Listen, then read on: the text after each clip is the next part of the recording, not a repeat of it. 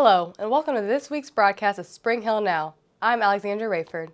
Today you'll hear about what's going on around the town, get a preview of the upcoming weather, and get updates on Badger Athletics. But first, I'll take you around the hill.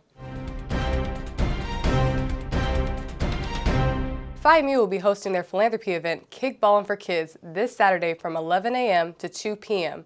If you would like to sign up, it costs $100 per team. The proceeds will go towards the renovation of the emergency room at the local USA Women and Children's Hospital. For more information, contact Grace Krabs. Head out to Dorn Field this Sunday and cause a splash at Delta Gamma's Anchor Splash. Teams will compete in various challenges, including a fun dance. This event will take place from 10 a.m. to 12 p.m. This event will help Delta Gamma's philanthropy, Service for Sight, which aids the visually impaired. For more information, contact Annie Bojan. The SHC Peer Action Team is having a session on debate and dialogue as a part of their Critical Conversation series on April 9th. Father Mark Massa and Dr. Tom Metcalf will be sharing strategies to debate for discussion groups of classmates and colleagues. For more information, contact Dr. J. The ladies of Alpha Kappa Alpha will be having a karaoke night on Wednesday, April 10th from 6 to 9 p.m. at McLean Plaza. The event is free to get in and snacks will be provided. For more information, contact China Gordon.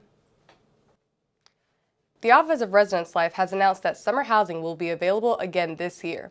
The offer includes both Portier Place and Legan Hall. This is available to current students and graduates in the class of 2019. If you have any further questions, you can contact Residence Life.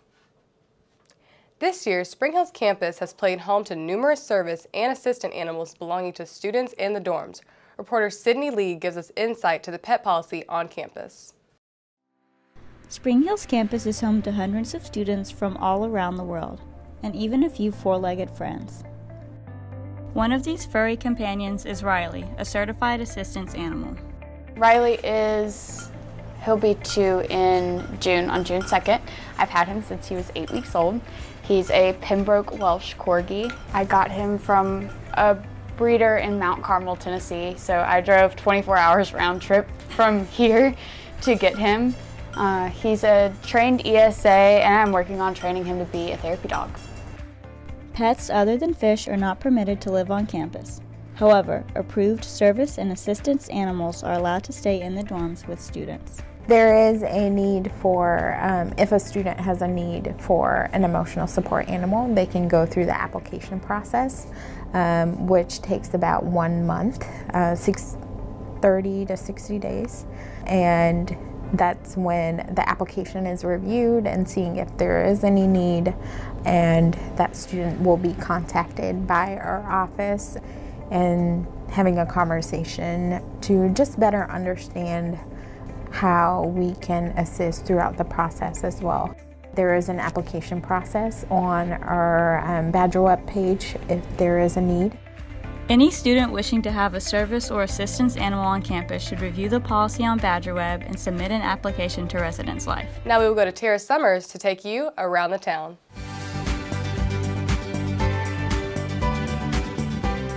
Thanks, Alexandria. Let's check out some of those events you don't want to miss. Come strike up some fun this Thursday through next Monday as you celebrate the final season of the Mobile Bay Bears. This Thursday marks the opening game against our rival Pensacola team, the Blue Wahoos, during their Beta Bay series. This will be the Mobile Bay Bears' final opening night of their farewell season, as the team sadly will not be returning next year. Buy yourself some peanuts and Cracker Jacks and other delicious foods from concessions. There will also be games, giveaways, and gift shop items available for your enjoyment. The games are family-friendly and fun for all ages.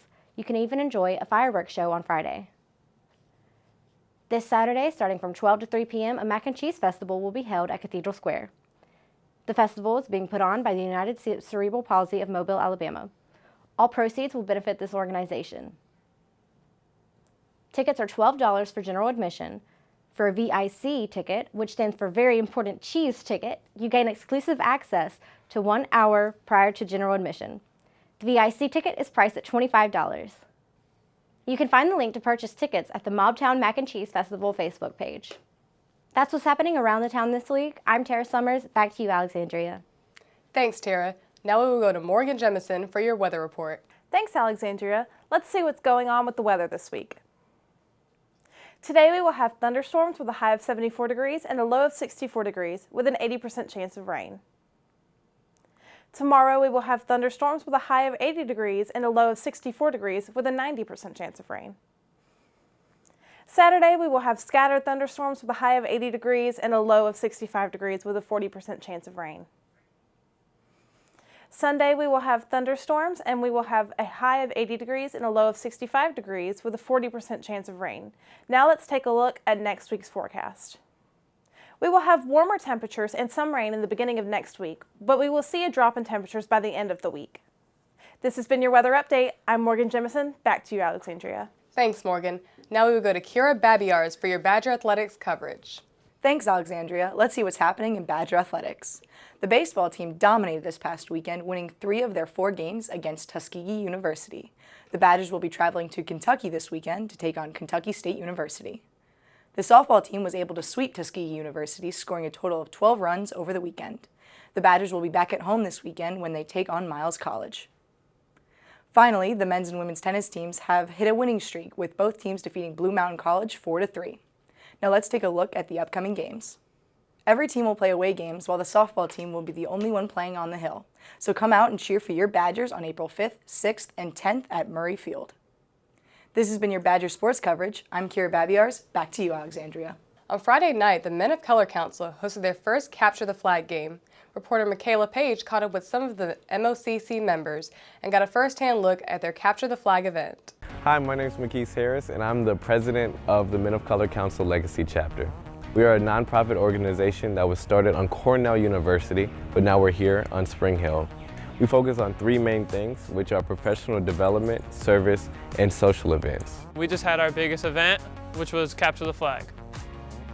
The MOCC selected a non-playing member to hide the flag in a secret location somewhere across campus.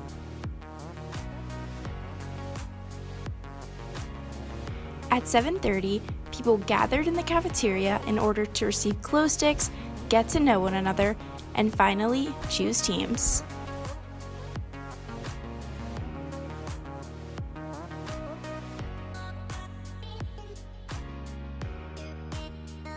The game started at 8 o'clock when the night approached. Both teams began on opposite sides of the campus and hunted the hidden flag that lied somewhere in the middle.